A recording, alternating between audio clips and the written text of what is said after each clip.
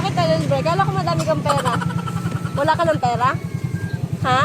Kawawa naman ang beshi ko. Ayan, dahil may nag-sponsor sa atin na 3K na ibigay daw natin sa mga bata. Sa mga gusto. Huwag ka maingay ah. Ha? Tsaka ngayon lang to, malulugi ako. Ha? Ngayon ka lang walang pera? Oh, bakit? Ayun. Ah, kasi wala kang pasok kaya wala kang pera no. Wala kang baon. Baka dahil Wala lang, ng sticker. baka dahil lang sa baon kaya ka pupasok. Ay, yung ite.